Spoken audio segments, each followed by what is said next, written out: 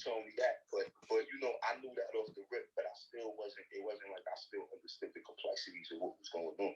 You know what I'm saying? So he just was like, basically, yo, just come with me to the studio. Instead of being in the hood, where niggas, where everywhere you go, niggas are shooting at you, which forcing you to shoot. You know what I'm saying? You running around, taking shit from people, you doing the wrong shit. Wildin'. Like, yo, bro, just come fuck with me. It wasn't, yo, come get on my album.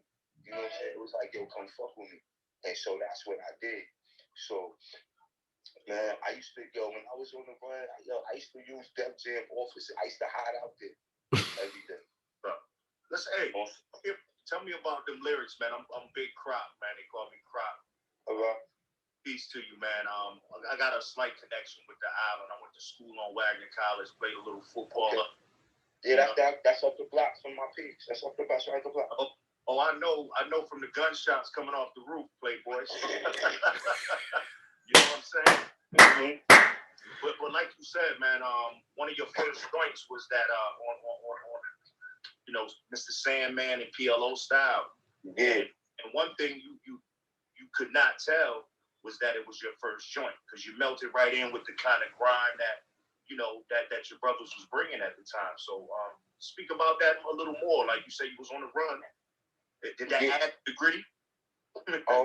Not like, to be honest, I really couldn't tell you that. It's like, it was like, they had let me go and they wasn't supposed to, right? Word. So I was home, I ran in the mail. So technically, they were still looking for me. You know what I'm saying? And that stemmed from, I was on the run for like a year and a half, 2 years, based on the incident that happened the day I came home. You know what I'm saying? So I don't know how that translated into the music per se. It's just that the things that I talked about on that album specifically were what I was going through at the time. Like the verse I did for Mr. Sandman. Yes. That really happened. You know what I'm saying? That really happened. That was an episode in my life. You know what I'm saying? That really happened. You know what I'm saying? I mean, you know. The nigga tried to stab me, God. Yeah, it was like, and it was funny too, like even doing that. Again, like I said, those was like the first 2 songs that I ever been on that I ever wrote for. You know what I'm saying? I did Mr. Sandman and like I fell asleep in the studio. Everybody, that's why I went live. I was in the studio, fried up, you know what I'm saying? Been up for days, whatever. Everybody was writing to do the song. I was there, I just fell asleep. I woke up in the morning, and he's like, yo, we got 20 minutes to get up out of here, boom, boom, boom. How old was I? Yeah, do you remember how old you was? Yeah, I was 23. Young, like, word. Yeah, one of my favorite baseball players, yes, actually, yeah. And that's gonna come later. Somebody reading our script, huh? Yeah. You know what I mean? But it was like, all right, I did PLO style first, right? Like just to give you like a feel for it.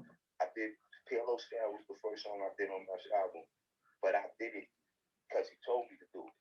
You know what I'm saying? My mind frame wasn't, yo, he gonna put me on his album. Mind you, he was on the clock because he had like something like 25 days to actually turn in his album, and he had to start from scratch. Wow. All right. That's another thing.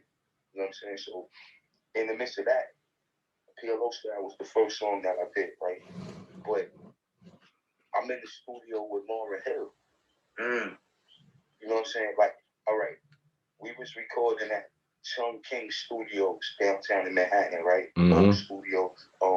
Run DMC recorded their albums in there. LL, or type, you know what I'm saying? Yeah. Go in there, you see all their plaques on the wall and shit. You know, this is the first like real professional studio I ever been in and all that shit. Chung King, right? Word. So now I go there, I meet Meth there, but he not there. This nigga always late and shit. So when I go in the control room of the part of Studio A, wherever we was at, Lauryn Hill was in there doing her homework. And I knew who she was, but this wasn't X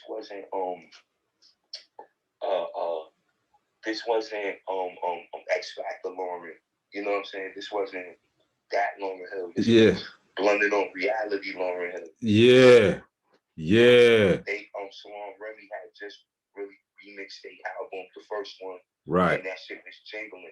That's how I knew who she was when I walked in. So in the midst of that, the beats playing, she's writing for a song she's gonna do with meth. You know what I'm saying? So I really just wrote the verse because I didn't want to be sitting in there not doing nothing. You know it's just me and her in there. You know what I'm saying? The engineer's not even in there. Yeah. You know what I'm saying? But she was wild, nice, you know what I'm saying, cool, you know what I mean? And, you know, like, we didn't conversate about too much. She was doing the homework. I didn't really want to fuck with her. Hell yeah. Boom. So, but I respected what she did anyway at that time. See, I never been on no records or nothing. So just being in the studio with her and Meth, like, I had wrote most of the verse when Meth got there. But just being in the studio with them and they were working together kind of gave me like that kind of inspiration just to finish the verse. So while we was in there, we smoking, Meth seen the pad, he was like, yo, what's this? And he looked and he was like, he's reading it, he like, yo, this shit go. I'm like, oh, you like that shit? He like, yeah, I like, we got that shit. He like, nah, go do that shit. I never even recorded the song before, bro. I never did none of that shit, bro. Never. Wow. I never recorded a song. At that moment, at that point when I wrote that shit, I didn't even know how to count the bars. Right. Right. You know what I mean? I didn't know nothing about it. Well, it came, man, and you can't really, you can't tell that, bro, in your delivery, in your flow. I mean, if you pay close attention, but all I can tell is that style. You know what I'm saying? That style that you have. Hell yeah. Hey. Definitely swordsman style, like you be coming. You know what I'm saying? Hey, Fisk, matter of fact, I was checking some of your interviews, man, and you was talking about one of the first times you had met Meth when you had came home. Oh yeah, now. But I ain't get to hear the end of it, man. Why? Tell a story, man. Look, this what happened. Like, I had just came home from I came home from Sparfit, right? Which is like juvenile detention. You know what I'm saying? It's up in the Bronx. Okay. You know what I'm saying? And so I had called a robbery up in the Bronx, but I was on Staten Island, but I put a robbery in the Bronx. So after the little bit or whatever, going to court, I came home. Now in the hood, I had a chick that I knew and shit from the hood that I fucked with. That was my girl. You know what I'm saying? As much as you know a girl, you know, at that age, I'm 15, right?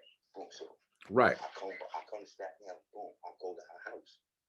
So I go to her house. I know the whole play for her crib. I know her mom's, her pops. I already got permission to be in their crib, spending the night, all of that. You know what I'm saying? So I go there.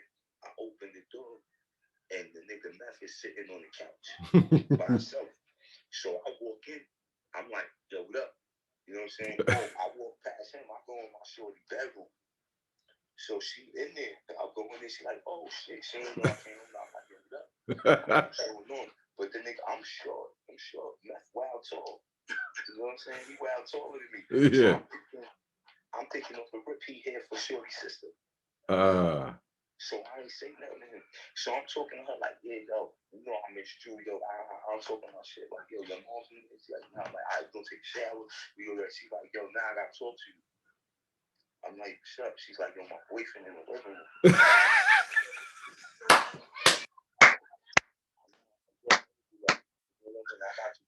That's my grandson. I told him I was gonna buy him some PlayStation cards or some shit or whatever. I gotta go take him. You're not kids, you know, okay, what you do? Hell no. You know what I mean? So you trying to tell me you coming home from the belly, right? All right, you coming home, run up in your old girl house, run up in there, try to see what's going on. You see a couple niggas on the couch. Nah, it's just one. Two niggas. It's just Meth. Okay.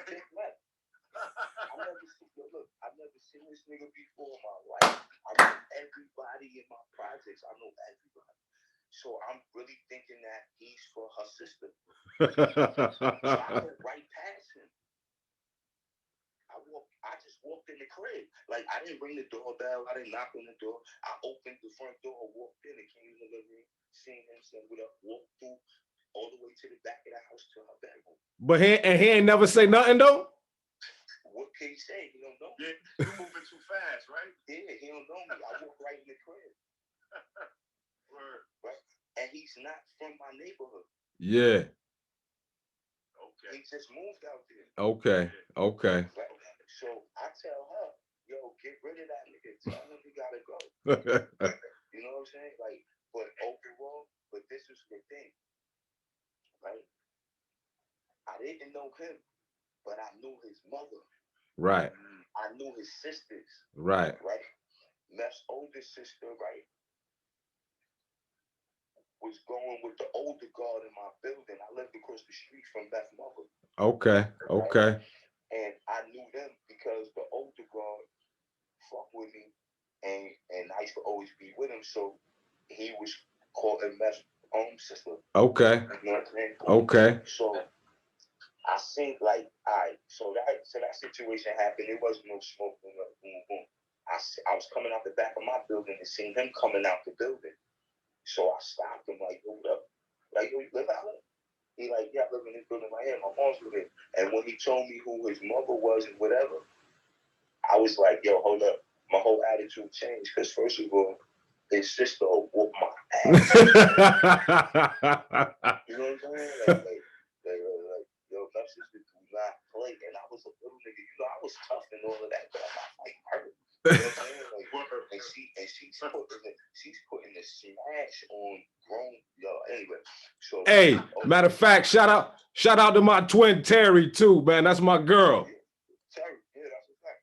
That's just that exactly. Terry, shout out to Terry. You know what I'm saying? She knows. Yeah, and it was one of those. You know, that's your sister. I'm like, Terry's your sister. I'm like, yo. Like, I might have switched the conversation up because we young niggas, right? Like, yo, my comic books or some shit. Like, you know what I'm saying? And to be honest, like, yo, it's like me and Meth just always been friends since then. Like, we always been cool. Like, that been my, anyway. No doubt. Like, it's mad shit I can say, yo, look, it's mad shit I can say about the nigga Meth, right? That people don't know and shit like that or whatever. Like, they might think, or they might even say, yo, that nigga Meth's a real nigga, but I'm the one that can tell you if he really a real, genuine motherfucker and all of that. Yeah. You know what I'm saying? Yeah, hell yeah. Like, I can tell you, you know why? Because I've experienced who that man is for real, firsthand. Right. Oh, did she? Hey, Fisk, did she go right there? Twin, what up? Oh, who? That's Terry. That's Terry. Fisk. What's poppin'? You know yeah. Hey, well, you said it. Fisk, you said it, man. You even said it with, you know, the relationship, man, and the way the relationship kind of formulated from the jump. It seemed like divine intervention anyway, right? Like, you busting in the house, Meth ain't popping up. It was like y'all wasn't meant to have no bullshit. I can tell you this, right? Like, yo, bro, like him, his family, you know what I'm saying? Like Meth, his family, Ray, his family, Deck, his family, you know what I'm saying? Ugar, his mother, his family, every Kappa, especially most definitely Kappa's mother, God bless Miss Linda. You know what I'm saying? She recently left us and whatever, you know what I mean? It's like these people took care of me like pretty much all my life. That's what's up, man. You know what I'm saying? They took care of me pretty much all my life because I was the kid in the neighborhood. I was the kid in the neighborhood that I wasn't actually related to anybody. You know what I'm saying?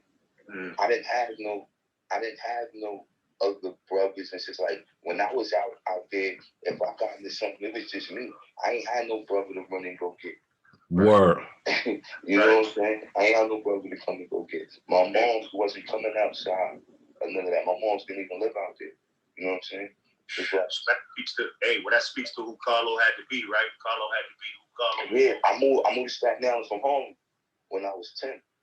Okay. You know what I'm saying? So, and it's like, I've been through so much at 10 years old, you know what I'm saying, that moving to Park Hill at that time, it was strange because it was super nice out there. Yeah. You know what I'm saying? Yeah, you know what I mean? It was like grass and shit. You know, I lived before I moved to South Carolina. The last place I lived I lived uptown on 49th Street. You know what I mean? So, but most of my schools, I didn't go to school awful like everybody else. I went to school in Manhattan, I went to school in the Bronx and shit like that. You know what I'm saying? And so I was always on the move. I was always in other boroughs doing shit. Niggas knew me, but I was known in Park Hill for always getting in trouble. Word. I was always doing something. You know what I'm saying? So a lot of times, my niggas' moms just felt sorry for me. You know what I'm saying? I'd be the kid outside, 13, 4 in the morning, coming out to party. You know what I'm saying? Coming out the grown folks party. Going to the store for all the dust heads, stealing their brain. You know what I'm saying? People knew me for climbing. My bedroom had the fire escape in the pigs in the front of the project. So when everything was jumping, I'm 10, 11. I'm outside. Going down the fire escape, 10, 11, 12 when I moved to Park Hill. I'm like, that's what I was known for. I was the kid, like, yo, I was the kid that people moms be like, yo, I want to see you hanging with him. Stay away from that nigga. We got one of those around here, man. You know what I mean? My family. But listen, Fisk, one of the listeners at the Elite Podcast had tuned in earlier and asked about it, said, where did the name come from? I guess you already answered it, right? Nah, really, it was a joke. I like the baseball player and all of that. You know what I'm saying? But it actually was a joke, and it just stuck. You know what I'm saying? It was like I was in the hood. Actually, I was listening to NWA shit. Fuck the police. Right? I was hustling. I was hustling in front of the building. I was listening to that. The police, for some reason, was riding up the block. I was being, you know what I mean? They jumped out on me. And they asked me what my name was, and I said that. Right? And they locked me up for it. They locked me up. So when they locked me up, they charged me under that name. And then I came home, right? I came home, and then it was like in the precinct. It was like with the police. They was in there like, yo, this guy said his name's Captain Fisk right here. They know the baseball player. Yeah. Young kid, you know what I'm saying? I'm young, they said, love me. So they like in the street now, when they see me, they be like, hey, Carlton, come in, you know what I'm saying? And it just stuff like that and shit. And I didn't give a fuck because it was an alias. And again, like I said, I didn't plan on having no rap career, none of that. Yeah. You know what I'm saying? I just, I read a lot. I watch a lot of movies and TV and shit. I just come up with shit. No doubt. Well, hey, talk to us about, I mean, we love that vocabulary, man. We love the fact that you have the ability to, bring us to the island, right? Because you already have brought us to New York, even just giving us a little bit of understanding how New York flow. Talk to us, man, about the grains of Shaolin. You know what I mean? Of Staten Island. You said it was a little bit steep coming from Harlem, but what was it like? So like first of all, it was like this. I met pretty much when I touched down, it was like I touched down on Friday, right? Boom. I touched down on Friday, and it was like I moved out here with my mother's grandmother, right? And so my great grandmother, she was a church going lady, and certain other ladies that lived in different buildings. My great grand, she knew them, and so they got grandkids or whatever. So when I came out there, she kind of had it like set up for me. But what it was that next morning I went to go to the store early in the morning, and I met Deck and Captain Don's brother on Lounge, the bull racer, right? Shout out to him. I met them like they was the first people I met and spoke to. Like, yo, who got next on the game? Some shit like that or whatever. So that earlier in the afternoon, she said, yo, go to the park. So when I went to the park, they all were there because they all knew each other. It was like when I met Ray at the same time I met Hugo. You know what I'm saying? that wasn't up there because that lived down the block. It was like a social order, like down the block niggas fuck with up the block niggas, but even then, you know what I'm saying? Yeah. It was like, so I would only really see Death when I went down the block, or I seen him in the arcade or something, but nobody fucked with Death though. You know what I'm saying? Like, I mean, like, niggas didn't pick on Death, you know what I'm saying? Like, it just, I lived up the block. He was a clique. It was like right then and there. It was like me, Ray, Killer, these niggas on the baseball team, you know what I'm saying? Shit like that. Only organized sports I ever played was Gaucho. I played basketball. You know, Word. I lived in the Bronx. I lived in home. Oh, hell yeah. Gaucho. Shout out to that positive impact. Yeah, you know what I'm saying? I used to tumble and flip and shit like that. I used to go to Roberto Clemente State Park. They used to have a tumbling match downstairs in the building and shit like that. We used to move around. It was a clip. Yeah, like, you know, I used to do all that shit in the street. Like, that was the thing. Like, when I was living in Harlem and shit like that, niggas that used to flip used to run down the street and just start flipping. You know what I'm saying? Had backflips like that. I got hit by a car. I got hit by a car on 158th Street. Said Nicholas, that was over for that. Hey. It was over for that. Hey, you see, Terry said Deck brother ain't play that. Oh yeah, that's a fact. Anyway, Deck had an older brother too. Yeah, shout out to my man French. You know what I'm saying? Deck brother is a big monster. I don't mean he looked like a monster. I mean he's just a big guy. Like, you don't want no problem. And none of his whole team. Like, you know what I'm saying? Like, they had a whole team. That's who, when I moved out there, that's who really in the street, you know, on the streets ran the projects. Word. Deck brother and they team. They was the older dudes to us, you know what I'm saying? The older guard that lived in my building, all of them, they was all on one team, you know what I'm saying? And they really was holding shit down, you know what I'm saying? Boom. And so it was like, I just played with everybody. We all just did what 10-year-olds did for the summer. Word. You know what I'm saying? And then they went to school, and I went to school in Manhattan. You know what I'm saying? Shit like that. I wound up coming out to Staten Island and go to school like when niggas was like in 6th grade or whatever. But I got kicked out of school. You know what I'm saying? Immediately. Some shit happened. I had knocked out a cop and shit. Some shit. It was a whole other story. Yeah. So, damn. and then I wound up going to a group home in Soundview. So I was up there for a minute. Now, hey. Now, not to throw dirt in the sandbox, Fisk, but, you know, when did them state IDs start to become a part of your life? Oh, no, I never had a problem talking about like the bad shit. I do with certain shit, but as far as the jail shit or whatever, it's like this, bro. I caught a charge when I was like 13, right? For assault, for knocking a cop out and shit. In school? A cop. Like one of my first charges was assault on an officer. I'm saying, was that in school or that was on the street? On the street. Okay. Right. And the circumstance behind that shit was my great grandmother had a stroke, and I was the only one in the house, and I was trying to get her situated and boom, and they wouldn't let me ride in the ambulance. Right. You know what I'm saying? So. Right. And they tried to forcibly remove me from the ambulance. Yeah. So what happened? You know, I linked on one of the officers. He hit his head on the fire. You know what I'm saying? Anyway, so I wound up going to Sparkle for that. And then I wound up, that's actually what sent me to fucking up at Soundview. And what age was that? I was 13. Damn. That's crazy, bro. So being up there, right? But see, the thing about it, I was already doing gun robberies.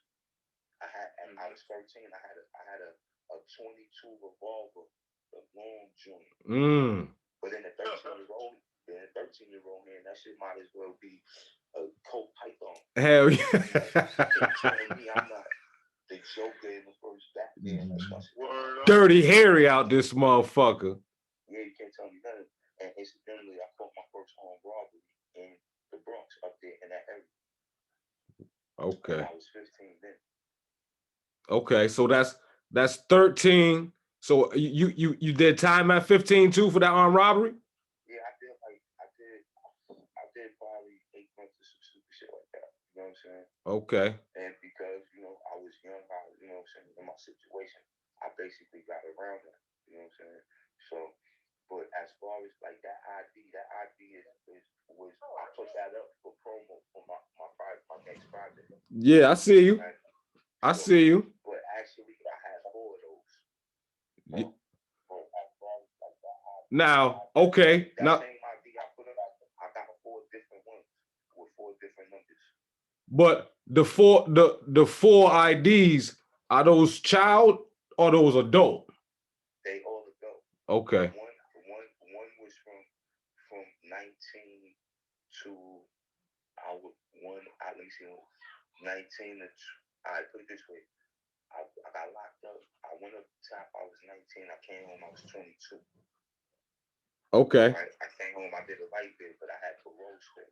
Okay. I came home and didn't report the parole. Just. So what happened to me that day? Okay. Something happened to me.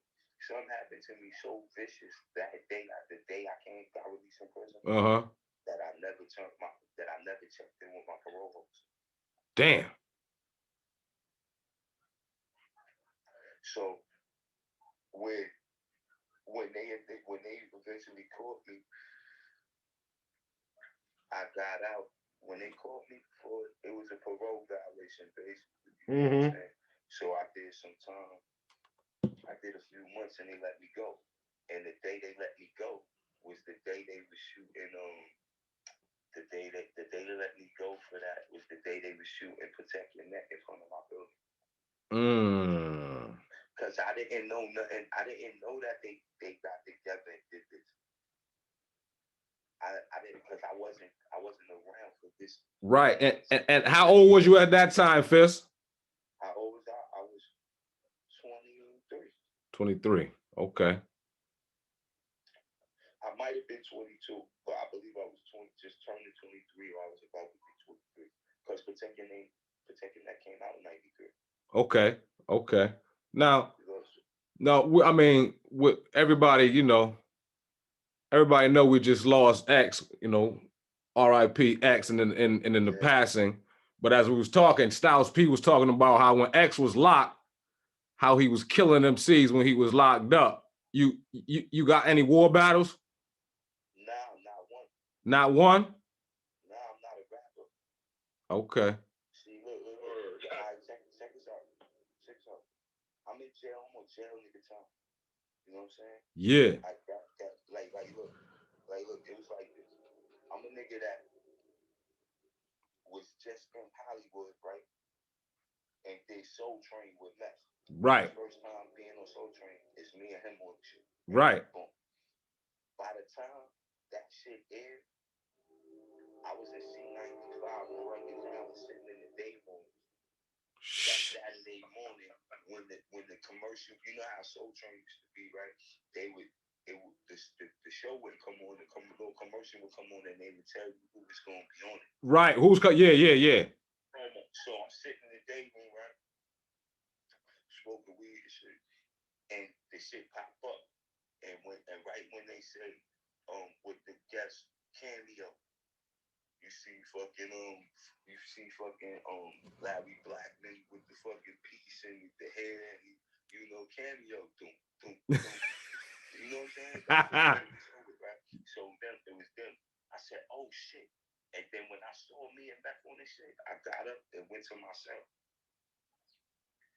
But niggas, when it came on and they was watching it, they was like, yo, that's the bro.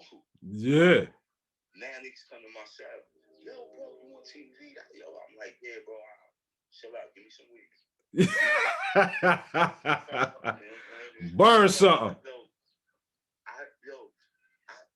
I didn't realize, bro. Real shit, man. I didn't realize what by going to jail, I didn't realize till I got there what the opportunity I wasted. Yeah. The opportunity that I lost, right? Speak on it. Being so attached to my morals and principles at the time, right? Idiotic shit, right? Right. So I'm there, niggas is looking at this shit. Yo, bro, I can honestly tell you, I don't care any song you ever heard me on after to Cal, the doo-wop shit with Ray, which was a freestyle Yep. shit, right? That 95 Live. Any other like meth albums I did projects with Deck, you know what I'm saying? Shit, I got a joint with me, Deck and Chico the Barge. Mm-hmm. You know what I'm saying? Mm-hmm. That I've been doing. But in and out of doing these bigs or being on the run or whatever. You know what I'm saying? It's like this shit always was humbling for me that people actually wanted to fuck with me and my music. It wasn't that I didn't feel I couldn't do it. You know what I'm saying? But it was that I was so caught up in what I was doing. But when I was locked up, all my bids, I never wrote one bar. Word?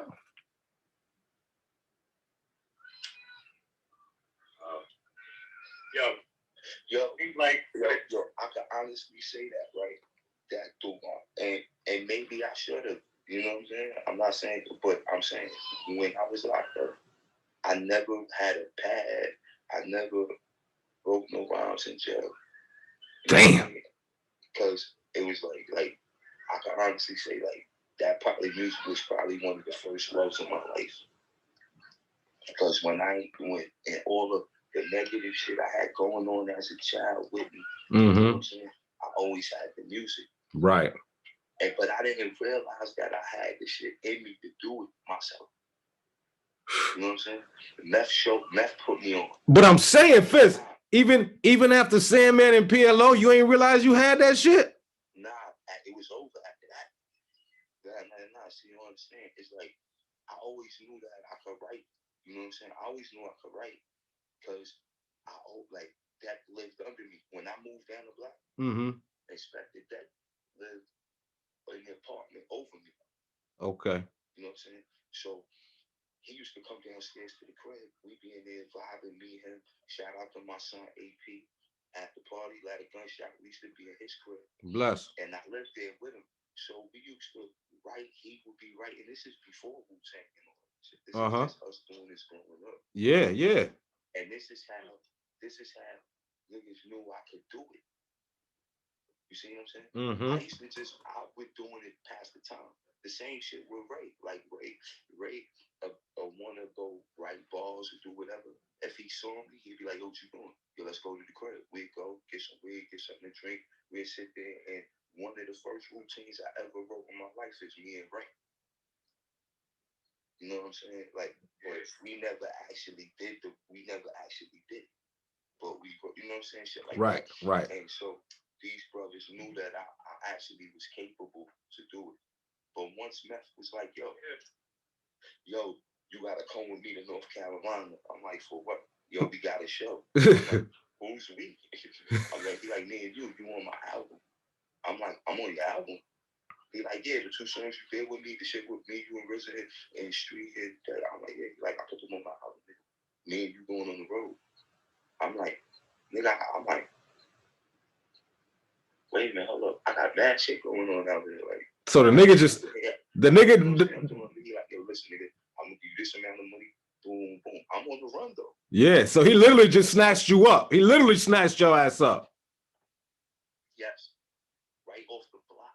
Like, yo, come on, I don't want you to get caught up. I'm not gonna be out here for. Come with me. We're gonna do the first show that I was ever scheduled to perform at. It was me, Meth, Big, and Lil C's. Word. But shit popped off at the club. That shit popped off in the club. Gunshots went off. A couple people got shot. I didn't even get to perform. Well, we had to get up out the club. All that. Shout out to North Carolina. Did you get paid? Did I get paid? Yo. Oh, yeah, on that show. Yo, bro, let me tell you something. I got no, listen. This ain't like a poke my chest out shit, right? This is to show you how real nigga left people are. Meth paid me for every show he did while I was locked up. To Cal. Right? Yeah. And I mean, because that's my brother. It's not, you know what I'm saying, for no other reason. He always wanted to make sure I was good. So when Cal dropped, because I got locked up a few months after Cal dropped. Yeah. When I came home, right? When I came home, it was like Dipset was out. Ah. Okay. You know okay. I got locked up.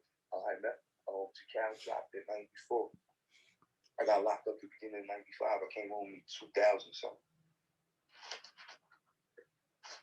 Now you say, listen to the date, right? Listen to what I told you. That shit dropped in 94, right? I came home in 2000. CNN wasn't out yet. X wasn't out yet. The Locks wasn't out yet. Yo, mad people I respect, you know, and love they shit. You know what I'm saying? Yeah. These champions of this shit. You know what I'm saying? Yeah. Oh, I hear you. Busta Rhymes, like Healthy Scale, all these dudes, man. You know what I'm saying? All these, any of these dudes, you know what I'm saying? I was running around, boom, boom, being these dudes, bro. And I'm like, shit just was crazy for me. You know what I'm saying? Shit was crazy for me, but I was getting into it. Yeah, I can tell you stories about how I sat in Leo Cohen's office with him days out the week, just smoking weed, just chopping it. Just chilling. Just me. Yeah. I mean, these is real stories.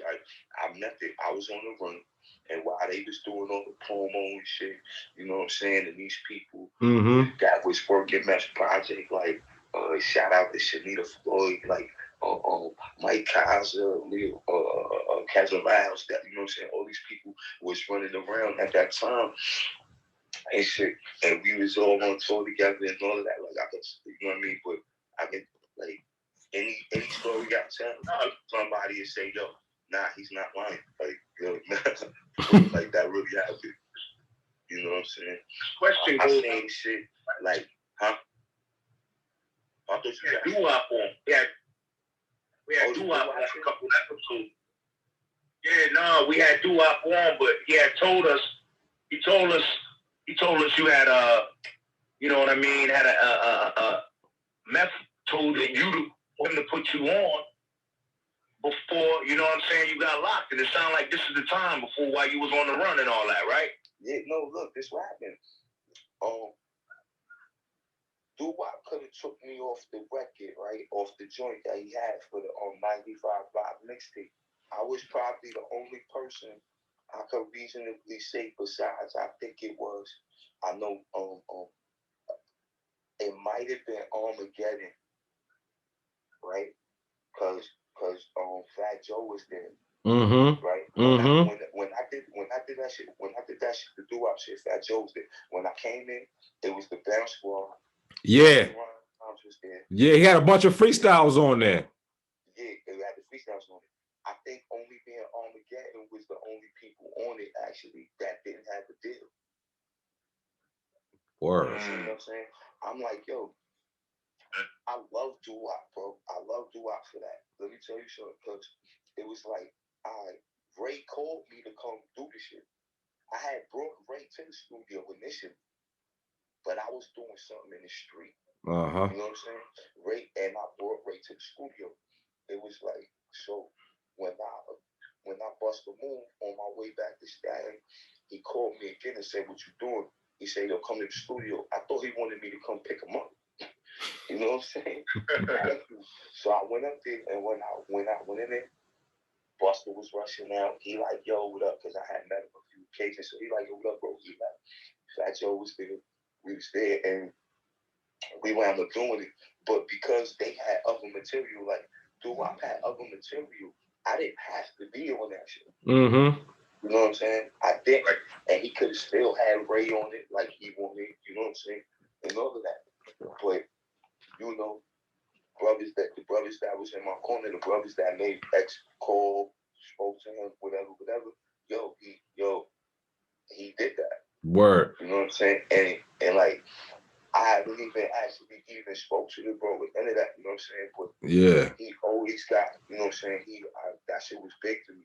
And for this, for more than one reason. Like my son, that was one of the first things my son actually heard as a kid. word. You know what I'm saying? And was like, yo, bro, like, yo, they love this shit, bro. Like, this is my son telling me this, you know what I'm saying? So it's like, he just always showed, and, you know, throughout his whole career, him being who he is, you know what I'm saying? Talking about throughout, he always showed the type of genuine person he was, and I'm sure a million people could give him flowers about, you know what I'm saying? And most likely should.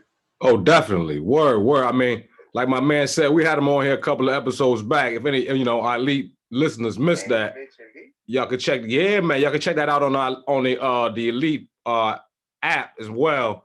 A couple of episodes up there right now. Yeah, man. He that's how we even making reference to it, man. He brought it up, man. Yeah. No, real shit. He brought that shit up, man. We was like, oh, word, because I mean, he was putting us on to something. You know what I mean? But you know what I'm saying? Now, with all that being said, man, let's get into that. Let's talk to these elite listeners about, you know, this up and coming book project you got going on. Well, anyway, you know, my album is called Credible Messenger, right? And the album itself, you know, I'm going to, because they go together. You know what I'm saying? The album itself is a storyline from right before I moved to Staten Island to when I moved to Staten Island. And the project weaves in my relationships with the people I came up with and what happened in our lives that connected us to each other. Right. You know Okay. So at the same time, right, the book is basically me verbalizing it, you know what I'm saying? Right. In a conversation, in a sense where I want you to feel like I'm talking exactly to you. Word. Whoever you may be. You know what I'm saying? I'm like, yeah, I'm a dude that I did 4 prison terms as an adult. I did over 22, 23 years worth of jail time. That's just as an adult. You know what I'm saying? Yeah. And I said that to say that even that example could teach you something. You know what I'm saying? Right. In a lot of ways. And I tell people all the time that something that my mother told me, that, yo, people to people, men to men, and women to women, right? And at whatever age you are, you know what I'm saying, that you yourself decide that you are grown, right? Because your actions, when you start doing grown people actions, is when you decide to yourself that you're grown. Right. Enough to do these things. Hell yeah. Right? I mean, you don't got to agree. I'm just saying. No, that's exactly what my mother say. You know what I'm saying? So it's like when you decide to be grown, right? You got to know what you signed up for. You see what I'm saying? For real. You're going to do grown-up things, and you got to handle grown-up responsibilities. 100%. And you got to be able to accept what happens to grown-ups when you do grown-up shit on the wrong side. So my mother always told me that, you know, I don't give a fuck what you're doing in life. You should always strive to be the best at it. Uh-huh. You know what I'm saying? Uh-huh. So if you decided, whether you're a young man, young woman, whatever, and you decided to live your life on the dark side, then you should be studying people that did the things that you're trying to do and that succeeded at it. Because this is America. Behind every fortune is a crime. You know what I'm saying? Word. So we can't. What makes you after you do the crime, right? What makes it acceptable to society, right, is what you do with the bread. Right. Right. That's what it come back to. Right. I don't give a fuck what walk of life you coming from, right? If you do the crime and gain, as long as you do something, right, that the public can digest, you good. Word. You know what I'm saying? How you think the Kennedys got empowered to have? How you think Joe Kennedy got enough power and leverage to get his son nominated and win to be the president? When the history tell you that he was a bootlegger in the game, he was the one that provided the trucks for the mob. Yeah. Right. So bring in the legal shit for the liquor and all that, right? I mean, I'm not shooting at them. I'm just saying, you know what I'm saying? But so all the ill-gotten gain, right, with it, right, as they call it, right, the ill-gotten gain. Yep. Right, that's their compound, right, where they live at, right. The rum money, the prohibition liquor money is with Bill Camelot, right? Absolutely. And his connections, you know what I'm saying? So, I mean, overall, getting back to the book shit, it's like, I'm just saying that I want people, if just anybody just hear my story and get something out of it, you know what I'm saying? That can help them, even if you're going through a certain situation, you know what I'm saying? Like, I might have went through something similar, because, like, anybody that know me, right? People that know me, and that anybody you can interview that know me and tell you, like, yo, bro, man, shit. Right? And I mean, but it ain't always been bad for me. It's just my shit never been in the middle. Yeah. Either it was all bad or it was all good. You know what I'm saying? And so I'm like, and I always had to pay for shit that I thought I got away with. It seems that way. No, that's what it is. Right? I learned this in life, bro. You might get away with something for the moment. Yeah. But guarantee you are gonna feel it in one way or the other. You're gonna get that momentary gain. Huh? You get that momentary gain, but you're gonna pay for it.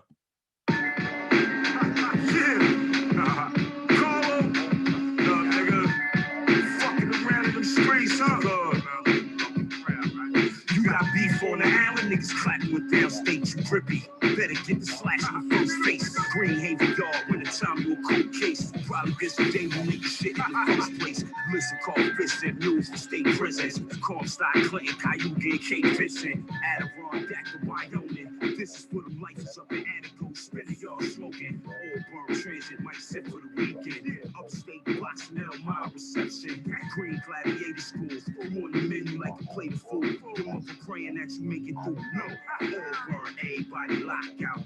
Clinton, Maine, everybody lock out. Greenhaven, everybody lock out. Comstock, everybody lock out. Fuck that, everybody lock out. Fuck that, everybody lock out. Fuck that, everybody lock out. Fuck that, everybody lock out. Mr. Yard in the yard, Bedford Hills with a scout. Franklin and Bear, niggas really get at you. Watertown, Woodburn, Wendy and Riverview. Cacksacky nigga better move how them killers move. Mid-State and Marcy, money is same. Greenhaven, no time, niggas who name ring. Always in Otisville, any Taylor, North Kappa. Cannon and will get very real. Ice pick, hit him in his ribcage and mid-stick. Aim for his neck, next blood on your shirt. You get caught, next stop is Candy Bars in Southport. Last scene slipping, 3 balloons on the dance floor. No, Elmira, everybody lock out. Attica, everybody lock out. Bedford Hills, everybody lock out. Fuck that, everybody lock out. Fuck that, everybody lock out. Fuck that, everybody lock out. Fuck that, everybody lock out. Fuck that, everybody lock out. Let's go. Damn. Let's go.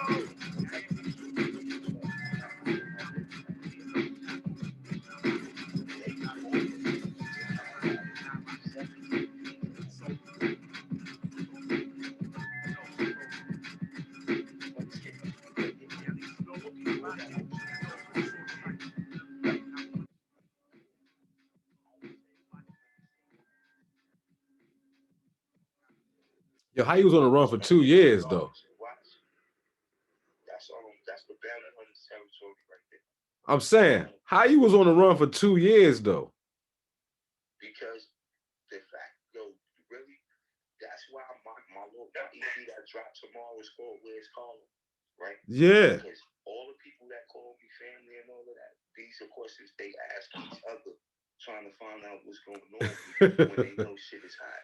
They be like, yo, where's Carlo? Yo, where this nigga at? Yo, boom, boom. But I'm liable to be anywhere, bro. You know what I'm saying? Because all my life I traveled the state to state. I know people everywhere under the radar.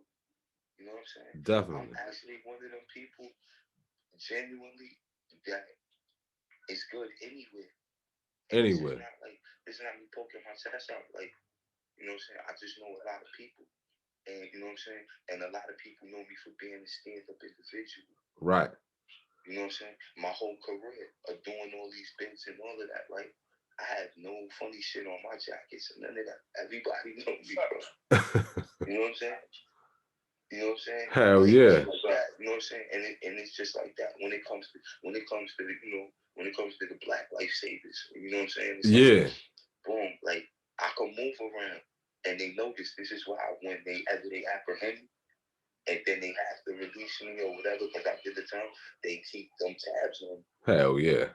You know what I'm saying? Like so, but I don't mind because I ain't doing shit.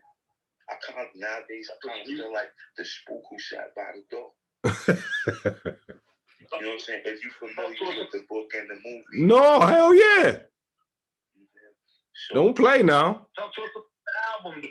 Talk to us about the album, man. What's going on? Talk to us about the album. Can you hear me? I know I'm coming in a little faint. Nah, I can hear you. Okay, talk to us about it.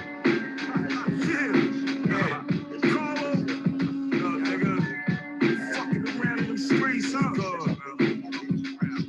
You got beef on the island, niggas clapping with downstate, you drippy. Better get the slash in the first face. Green Haven Yard, when the time you a cold case. Probably this the day you niggas shit in the first place. Listen, call Vincent, news from state prisons. Comstock, Clinton, Cayuga, and Cape Vincent. Adirondack, Wyoming. This is for them lifers up in Attico. Spinning yard smoking. Auburn Transit might sit for the weekend. Upstate blocks, now my reception. Green Gladiator School.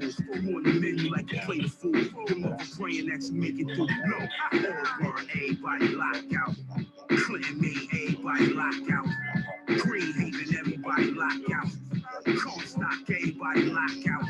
Fuck that, everybody locked out. Fuck that, everybody locked out. Fuck that, everybody locked out. Fuck that, everybody locked out. Miss y'all in the yard, left the hills with a scalpel. Franklin and Bear Hill, niggas really get at you. Watertown, Woodburn, Wendy and Riverview. Cacksacky nigga better move how them killers move. Mid-State and Marcy, money is same. For Green Haven, old time niggas who name ring. Old Leaf and Otisville, any tail up North Capone. Canyon will get very real. Ice pick, hit him in his rib cage and mix. Ain't for his neck, brother his shirt. You get caught, next stop is King Cross, Southport. Last scene slipping through the ghost on the dance floor. No, Elmira, everybody locked out. Attica, everybody locked out. Lester Hills, everybody locked out. Fuck that, everybody locked out. Fuck that, everybody locked out. Fuck that, everybody locked out. Fuck that, everybody locked out. Fuck that, everybody locked out. Let's go. Let's go.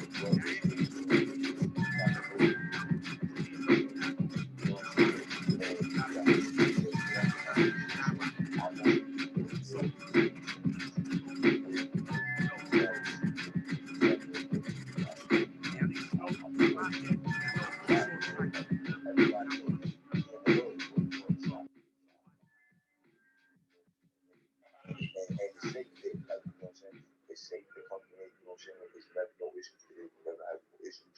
And because we respect it in the hood, and that's, again, because the community love niggas. You know what I'm saying? You can't do nothing without the people around you. You know what I'm saying? So it's like everything's good, but yeah, Meth Lab Studios, you know what I mean? But overall, I'm always willing to come wherever somebody's at. Word, get that work in. Because I like to travel. You know what I'm saying? Definitely. Talk to the listeners about some of the songs on that joint, man. You got like what? Lockout? Oh, for the this little EP, this is not the album, this is the EP. It's like, yo, when I come in the neighborhood, right? When I come in a new neighborhood, I don't just come and stomp. You know what I'm saying? I come through, I move, I stimulate the neighborhood. You know what I'm saying? I see what's going on, boom, boom, boom. I said I got projects like I got a joint with Meth and Havoc on this project that's coming out. I got the Meth Lab project, boom. I got this shit coming out with Hands on Music, the art couple. I got the project I got with P.A. Dre. I got but various other records that I'm gonna put out in between all of that, right? So I'm like, yo, I got a joint for my album though, right? I got a few records. One of them is called GC, right? And it's a story. It's a story about what happened to me and how I came to Staten. You know what I'm saying? And it's it's produced by P.A. Dre, and it's really dope. You know what I'm saying? And but like because what I'm doing keeps evolving, because I get other brothers that call me and be like, yo, I'm definitely trying to be on it. You know what I'm saying? Like, yo, boom, boom. So now I'm like, I gotta do these records first and then decide. So this is why I put out the EP. You know, Lockout, like even with Lockout, with that Lockout song, right? It's like that's part of who I am. You know what I'm saying? And I thought about Jism, I thought about labels when I was doing it. You know what I'm saying? Ah, okay. That was really the inspiration for Okay. I see you it. know what I'm saying? I see what you're saying. I gotta say that because Jism is one of my favorite all-time rappers of all time. You know what I'm saying?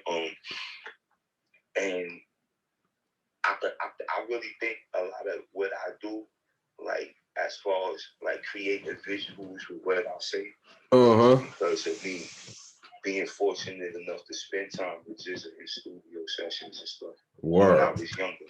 Now, you know what I'm saying? Hey Fisk, now with all this being said, man, we're only a few years apart in this age bracket, but let me hear you. What do you think of today's, the state of hip hop today, man? Yo, first of all, I think it's too many of our generation, right? Not encouraging, right? Mm-hmm. What the young brothers is doing. Okay. You know what I'm saying? Like, look. And the reason why I say that is like, I don't know why we can't, as our generation, break that cycle. Because look, this is hip hop history, right? Hip hop as an art form, right? In every medium, right? Before had to fight. The rap writers had to fight for what they, you know what I'm saying? They had to keep going. The dancers had to keep being singing and doing whatever to develop a demand for that. You know what I'm saying? Right. The DJs, the rappers, all of that. So then it's like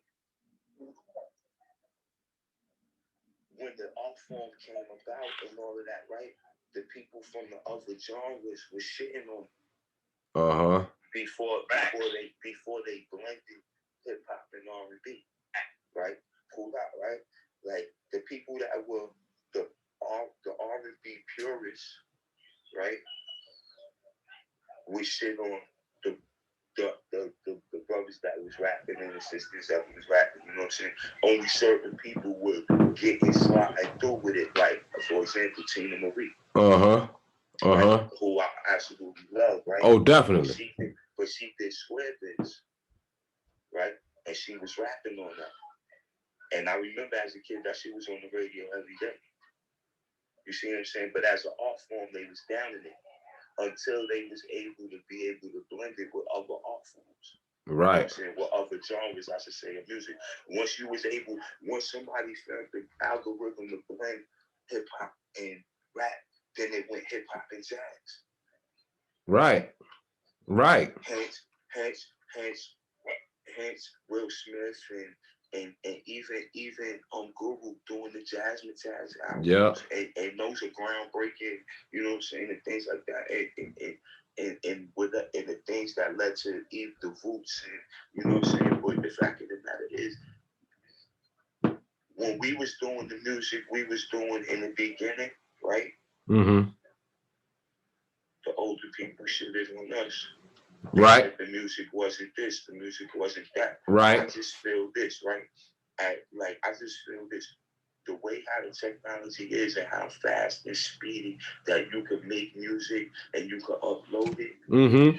What it did, it actually lessened the specialness. Right, man. Right. Look, and this is not a shot on no artist or nobody. Right. I'm just saying, like, yo, I came up in a time where it was only maybe 1 or 2 niggas on the block that could sing. Right. Right. You know but you knew who they was. You knew what in church. You know what I'm saying? You see the word. And so that made it special when you ran into one of these people when they sung or they did what they could do. Right. Right. It was play the bass or play the piano or whatever it was, you know what I'm saying? And it was, but it's like nowadays, if I could say, yo, the music that I made at the time when people was looking at me for making music, I was telling my story of what I was going through at the time. How could we say anything about how they talking about what they're going through in their time? How could we have any type of negative whatever? It's like this. If you say, yo, all these kids out here don't got no respect and do whatever, and then that may very well be true. But the fact of the matter is, me as a nigga that been in prison for all the years, I blame you niggas that was home, that was living off the rep of niggas from your hood that you just knew or you was associated with that was doing the time for knocking niggas' heads off, for repping the area, or for holding it down for the babies or whatever in our hood or whatever. Right? Mm-hmm. I blame myself for not being here first. Right? For whatever impact I could have made have had or none. But at least I would have been here to give the effort. Right? But you niggas that was here, that talk this gun shit, that talk this we was doing X, Y, Z, and you wasn't never, and you know what I'm saying? And your credentials and your credibility, whatever, but it ain't for me to call nobody out. I'm like, yo, if the kids is out of, if I just came from doing the whole bid, right? And some 17, 18-year-old kids is out of control out here for the most part, right? And then when I went to jail, it was 9 to 10. You know what I'm saying? Now I come home, these same little guys that used to see me coming through the hood, like, yo, what's up, yo, whatever, yo, ice cream truck, come pull up, or, you know, whatever, yo, whatever it is, boom. And now I see me 17, they run out, yo, OG, what up? And niggas is, you know, on that time. Yeah. I'm like, but when I talk to their family or whatever, and we talking like, yo, what's up with little bro? Like, yo, you been on that time? Yeah, I ain't like, yo, bro. Yeah, I'm like, so, what the fuck was you doing out here? Yeah. What the fuck was you doing out here while these kids was getting out of control? The accountability. You was out here before they got out of control. What was you know what I'm saying? But I can tell you what it was. These young kids, these kids ain't stupid. Right? And one thing about kids, I don't care who kid it is, right? If as a authority figure, a parent, or whatever, right? You gotta walk it how you talk it, right? And the moment you don't, right, as an authority figure in a young person's life, or the moment your talk don't match your walk, right? They lose respect for you. And for kids, right? They not thinking long term, they think short term, right? Because they're young. They think they got forever. Rightfully so. They new to the world, right? So once they lose the respect for you, bro, you can talk to you blue in the face. Yeah. Word. All right, that's when they decide that they are grown. That's it. In the family. Hey. I'm saying, yo, bro, if I say anything wrong, tell me say something, bro. You know what I'm saying? This is how I view shit. Nah. Hey. So I would prefer me, myself, not saying I'm right, not saying I got the answer, but this is what worked for me and my relationship with my son. Listen, it's just the fact that it's the reason why we silent is because we're able to let somebody else spit the gems for everybody else to listen to. You know what I'm saying? Because sometimes when certain people say a message, it's not received in a certain way. So to have somebody like you to be able to come up on here and spit it the way you spitting it, we got to give you the floor. Yo, bro, listen, let me tell you something. I say the major reason why I am here right now is because, hold on, I'm doing something, bro. Oh, give me a second. Right, pause up, right? The major reason I should say, right? Because I want to say this is, I want you to really understand what I'm saying, right? The biggest reason why I'm still here is because at a young age, right? Regardless of the fact that I had determined I was grown at 10 years old, right? I got my first gun when I was 12. So now I'm super grown. I'm grown. Mm-hmm. Right? But if the people in my neighborhood, right, all thought that way about me,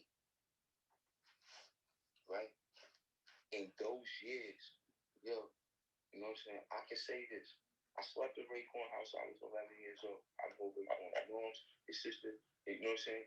The same with Beck. I know what I'm saying. You know what I'm saying? And I'm saying to say that the reason why I know them is because they took me in at one point or another. You see, I've been homeless. I've been all of that, but I never felt that way because I lived in a project where I could go to sleep in every building. Somebody's house. And it was their mother. Reputation. Yeah, you know what I'm saying? And it was because I kind of, you know, you would probably have to ask each individual person's mother why they, you know what I mean? But I guess it was like, probably it started from the feeling bad for me. You know what I'm saying? Because the way I was moving around, I was the kid, a black eye, everywhere I went, because I always was fighting. Like, I always, you know what I'm saying? I always was in some shit. And, you know, rather than everybody just say, yo, that's not him, they embrace me at the most important times in my life. And there's too many people for me to say their names. Right. You know? Now, Fisk, what? Like, so I'm a kid that had a fuck the world, it's only me for pretty much my whole life, right? And Ray's mother, and Dex's mother, and Kappa's mother, and Huey's mother. I remember God hit me in his attic, right? For like 2 weeks, his mother didn't even know I was in the house because she caught me. Right? She caught me like 6 in the morning or whatever, trying to sneak out and make a sandwich. And she caught me in the house, right? You know, Huey was in super trouble, right? But after that, she let me stay there. Yeah. Yeah. Hey, and Fisk, man, with the background in which you was just talking about, I mean, not just now, but throughout this whole interview, that kind of leads into the next thing that I want to talk about, man, because, you know, we talked the other day, but let's actually get into what you're doing right now, man. And I want to shout out because Recklessly Lethal keep talking about, you know, you like to help people out a lot. So let's talk about what you're doing now currently, man. So currently, right, I'm a part of an organization, a non-profit organization that deals with gun violence in neighborhoods where I'm from. You know what I'm saying? So they tapped me for this like about 6 months before I touched down. You know what I'm saying? The organization I belong to is called True to Life. You know what I mean? And it comprises a group of men and women that are from my neighborhoods, Staten Island, right? That know the environment, right? People that are credible messengers, right? Meaning that they write from the same areas as all this unnecessary shit is going on. You know what I'm saying? Right. Proud to be a part of that. You know what I mean? And we're contracted by the mayor's office with numerous other projects throughout the city. You know what I'm saying? I mean, throughout numerous nonprofits throughout the city. You know what I'm saying? And so it's like with that platform, I use to talk to people, you know what I mean, and just tell them about my life and whatever I experienced. You know, I go to the Department of Probation on Staten Island, and I talk to the kids. You know, the kids, they on the borderline, man. You know, they you know, they done made up their mind that they grown.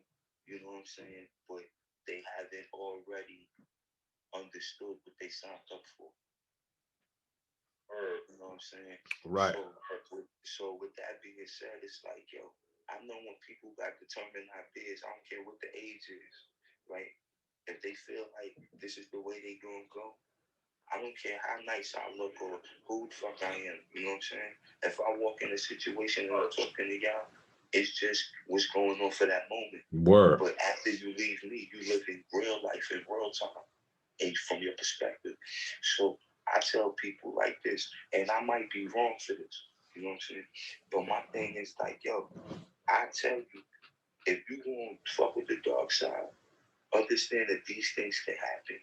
Right. First, right? They real, right? And they happened to me. Now, you could say, yo, well, you dumb because you got caught all these times. Yes, that can even very well may be true. Because I don't got no ego about this shit when I'm talking to these kids. Right. You can't have me. Right. Right. Right. You know why? Because listen, man, right. I work in the school system too, Fisk. If you go in situations with kids having an ego, they'll crush your ego because they that real. No, listen, you absolutely right. You know why? Because everything is the current, it's the now.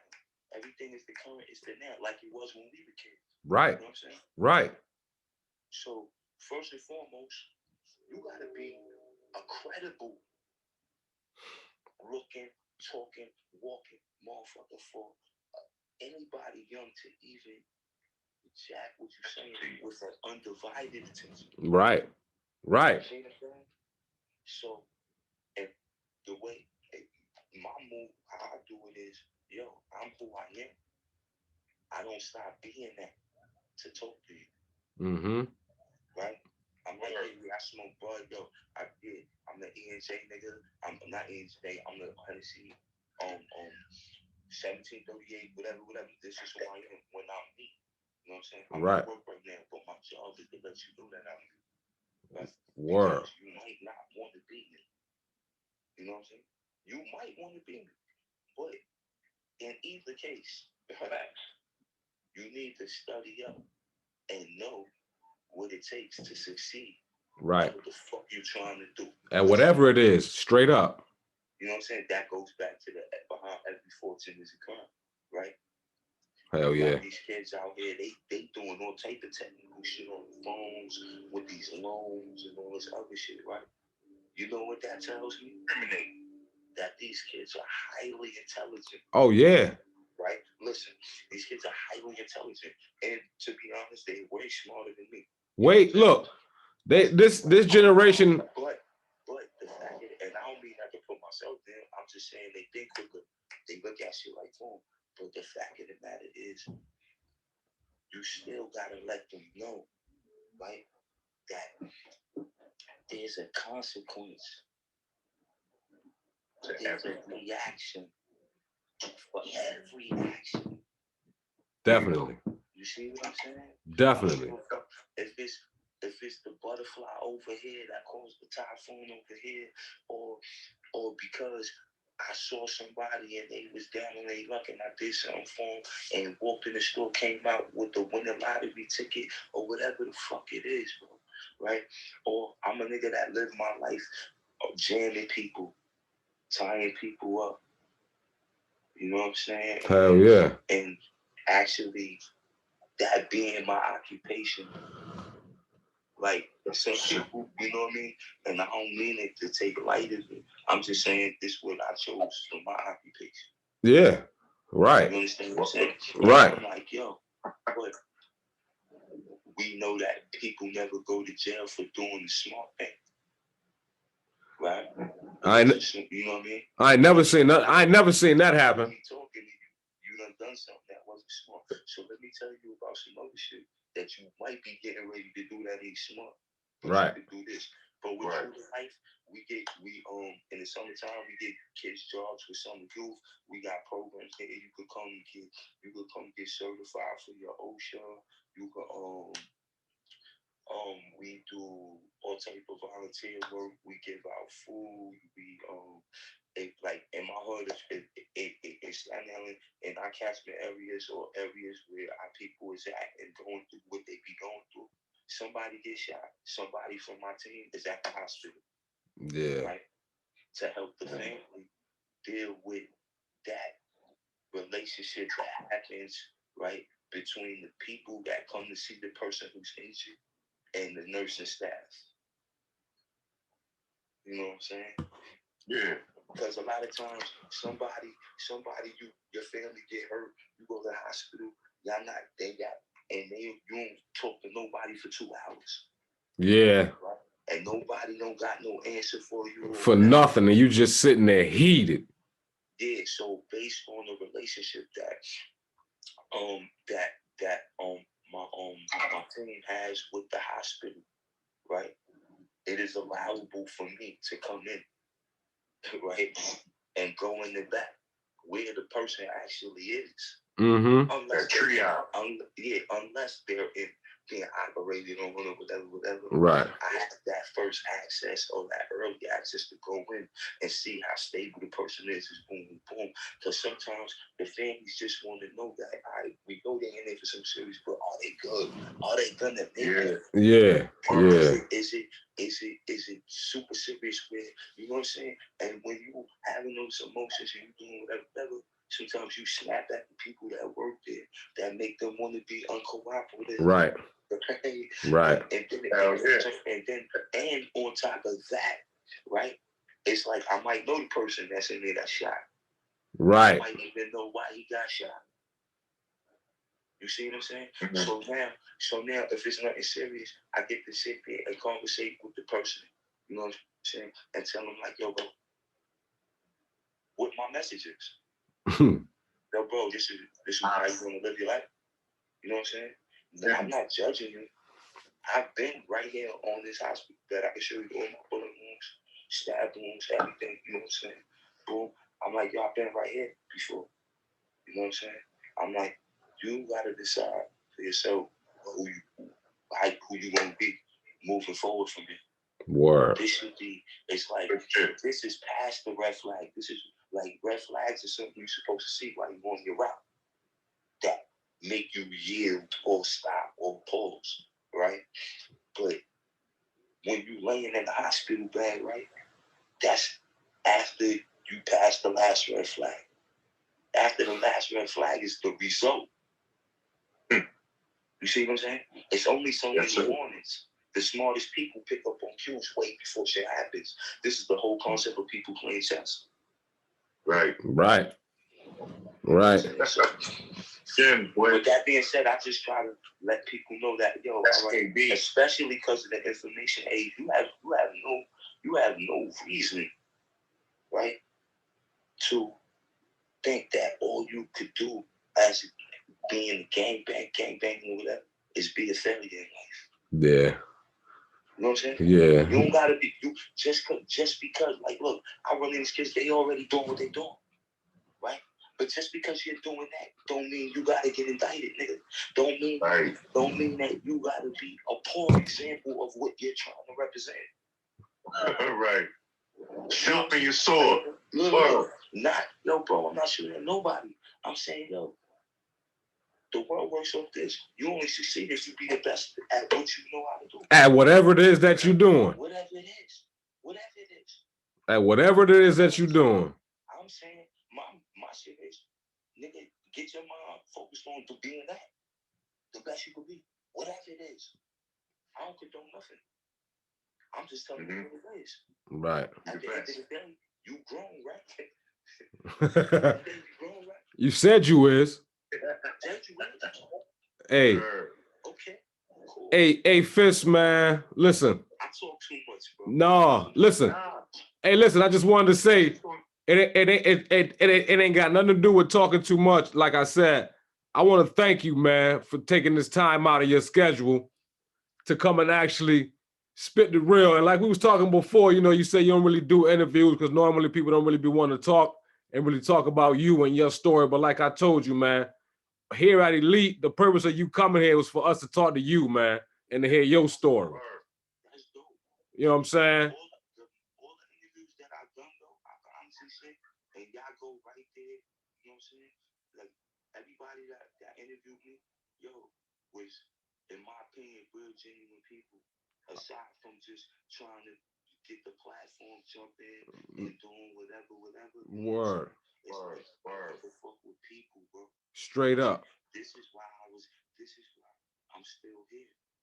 For real. Because people in my life, for some reason or another, despite what I have done in my life, they feel like, I'm worthy of love still.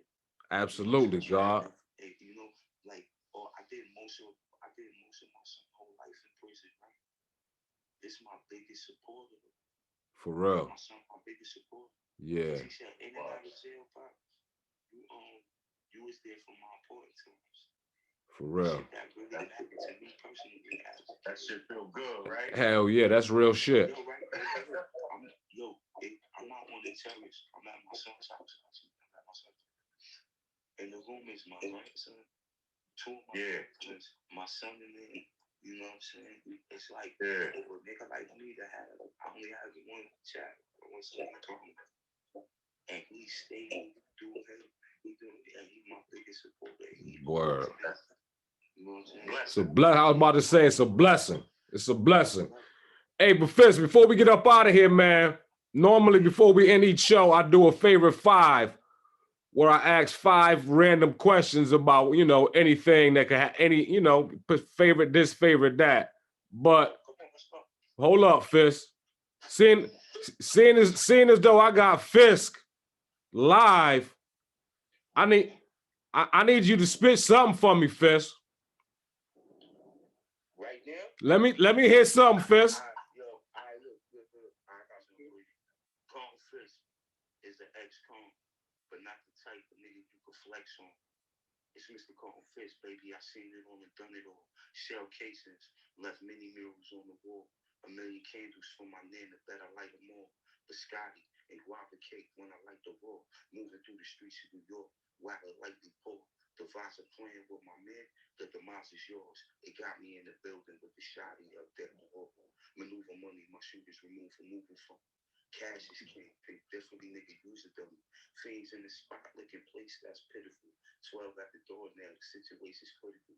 Tear gas, stun grenades over the floor. Hit the 5 escape, bro, man, that's all. First cop slipped through the door, his gun went off, hit my work in the shoulder, he spun, let the clip off.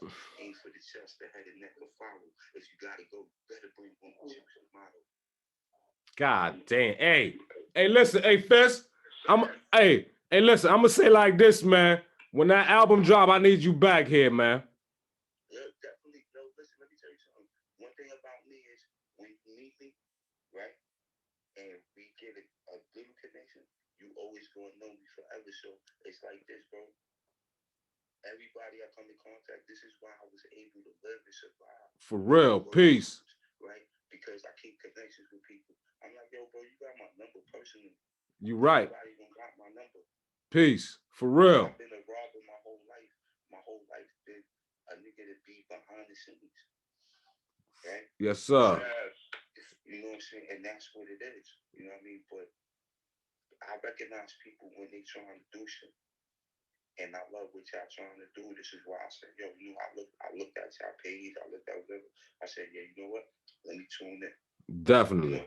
I appreciate that, Fisk. On some real shit. We gonna always talk, bro. You know that we gonna always talk. Oh, we gonna link from here on out. I'm gonna tell you that right now. Yeah, that's just all. For sure. We're gonna get you some of this Connecticut gear too, man. We're gonna lace you in some of this Connecticut shit. So when you come up here, you fit right in. Yo, I ain't gonna hold you. Understand? I actually got a lot of family in CT, right? Word. I don't know them. Like, I spent summers in CT. You know what I'm saying? When I was a child, before I moved to Staten Island, as a good child. I got a lot of cousins up there, but I do not know their names. That's been bothering me forever, because I got family out there. Let's get connected. Yeah, definitely. Connected, So, though. yeah, definitely, bro. Yo, hit me anytime, bro. Even when I'm moving around, I always stop. I gotta get on the social media shit. Like, you know what I'm saying? I'm gonna get it together. Definitely. The joint drop tomorrow. You know what I'm saying? It's a light little pack, but I come in the neighborhood. I give out samples. For real. What I got with everything else, with what I got coming out, is heavy shit. You know what I'm saying? I got a joint with RJ Payne coming out. I got a joint with bro, anyway, shout out to him. I got say going on, bro. Where can the people find that tomorrow? Where can the people get that at? It's gonna be on all major platforms. You know what I'm saying? Tomorrow it's going up on everything, Apple Music, everything. Like I did this project right in conjunction with a DJ from Poughkeepsie, right? That I met and I thought he was a dope individual, you know what I'm saying? And to be honest, one of my mans that's doing 25 a life called me and knew him. Damn. So I went up to see him one weekend and we just banged out that project. You know what I'm saying? So I let him handle it. Huh? Yeah, like I'm like that. Like, just over the week I did the songs in this project I did in one sitting. Like I did them one after the other. Hell yeah. And then, you know what I'm saying? Shit like that. That's why it's just like my projects of my experiences of probably that week. Hey, that's how it roll. You know what I'm saying? For like side projects and shit. But I got some ill shit coming out. You know what I mean? Like I said, I'm on multiple projects. I'm waiting to hear it, Fisk. I'm telling you now. I was hounding you for this shit. I'm waiting to hear it. Copy. That shit fire. You know what I mean? And mind you, I really got some real other shit, like real music. You know what I'm saying? I'm gonna touch people with my shit. I know it. Definitely. And I'm using the book and the documentary and all that shit as the platform, like to reach people and let them know that it's all right to go through shit. Yeah. It's how you handle it. Life gonna be life. Life gonna be life. We here, you boy. We got a platform with it for you. Hey. Word. Again, though, Fisk, man, appreciate you, man. Definitely gonna stay in touch, reach out with you. Like I said, when that album drop, man, I want you back on here, man. Thank you, bro. I appreciate y'all, man. Y'all be safe. And you just hit me, bro. You know that. Definitely, man. Love. Peace.